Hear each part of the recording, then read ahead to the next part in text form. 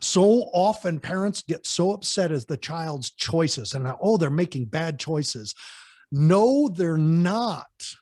They are fulfilling needs based on what they have to work with. And that could be environmental chaos, neurological chaos, a system failure like a social system, a family system, a school system, a political system. And it could be an epigenetic failure.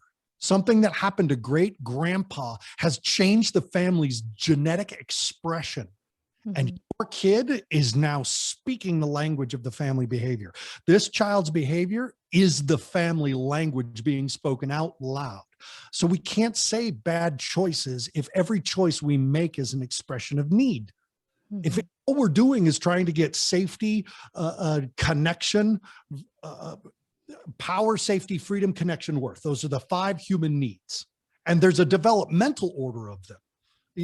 Safety's first, and then power, that's the terrible twos, and then connection, and then freedom, that's generally in our 20s, late teens and 20s, and then worth. And Hunter, that's what you and I are dealing with. But you can have those needs at all times. We ask the kids, and I use this story a lot, why do you smoke? Why do you smoke cigarettes? Why do you even start smoking cigarettes? And the kids, here's why we ask the question, because a lot of the kids come into my facility and they've been smoking cigarettes and they addicted and they war story. I smoked 3 packs. I smoked 12 packs a day, blah, blah, blah.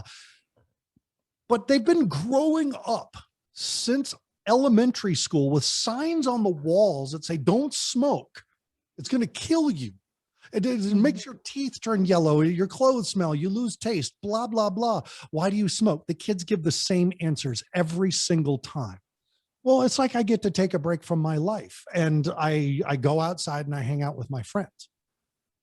Well, Hunter, if you came to me and you said, Aaron, I'm really struggling. Life's just smacked me across the face and I'm this and my work and my family and on, and be like, okay, Hunter, time out. Here's what I want you to do. Here's my prescription. I want you to just take a break from everything and you need to find a support group. All right. I need you to get outside and start hiking, and move your body. And I also I'm going to add one more thing. I want you to take deep breaths. Didn't I just describe smoking? Yeah. So they found a way to meet the need of power, freedom from the pain they're dealing with, the stress they're dealing with, connection. They're outside with friends. This is everything we do is need fulfillment. So there are no bad choices. There are risky choices. Smoking cigarettes is risky. That's a risky way to get needs met, but stop calling them bad. I would never assume as a parent coach that if a parent called me and said, so my kids screamed, punched a hole in the wall, so I ripped their cell phone out of their hand and I threw it down the driveway, I wouldn't say, well, that was a bad choice. I would say, what needs did you doing that fulfill? And we would have that conversation because that's a journey inward. That's a journey towards their experience, their feelings, their thoughts, their influences. And that's where the work actually happens. Yes. Yes. I mean, you're pointing people away from judgment, which is like, it's like a dead end, like it's a character assessment, and then it's a dead end. And what do you do from there into curiosity and understanding, which is that's where you can then move, you can do some things with. I love that, you're saying even for, we talk about this like with the little kids, right? Like that it's not bad behavior. It's just like trying to get needs met. And you're saying this, like, it's the same exact thing with a struggling teen who's like going off the wall, that it's not bad behavior. They're just trying to get needs met. I don't see any child in our facility being there because they chose to be there. No child was like, well, 3 years from now, I want to be in treatment. By golly, I'm going to set up my life. No, I kind of liken it to the COVID experience, is that none of us had this in our 5-year plan. Like this is something that happened to us. Family dragons happen to families. Computer systems can get hacked from the outside. So we can talk about responsibility as much as we'd like. You are responsible for keeping your computer healthy and up and running. I got hacked. You know what? That happens emotionally, physically, mentally, spiritually, and financially in life, is that we get hacked. And to look at a child's experience, the results from being hacked by having a dragon attack their village. And it could be a family dragon, could be a brand new dragon, could be a trauma none of us saw coming that just completely undermines our child's experience. They go to a party, she drinks too much, and some boys assault her. Like, that is not something that we planned on.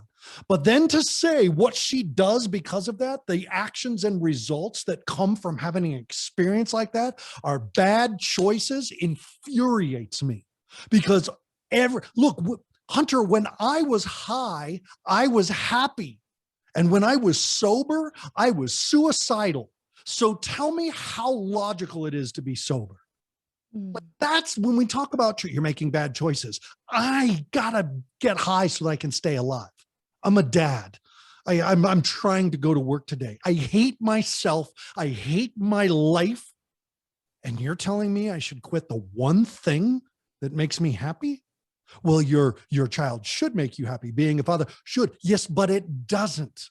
Because the hole inside of me can only be filled by pretending there's no hole. And the only way I am capable, not willing, capable of pretending there's no hole is to blitzkrieg my own brain with a behavior that's making everybody else miserable. But it doesn't make me miserable until that one moment that the cost of my behavior outweighed the payoff.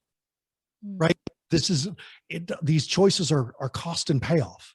What we're doing gives us more than what it costs us until the one day it doesn't. And that's rock bottom. Catch new episodes of the Mindful Mama podcast and other free resources, including the Mindful Mom Guide at mindfulmamamentor.com. You can listen to every back catalog episode, including interviews with Dr. Dan Siegel, Ianla Van Zant, Sharon Salzberg, and get meditations, join our private Facebook group, and more. Go to mindfulmamamentor.com now. I'll see you there.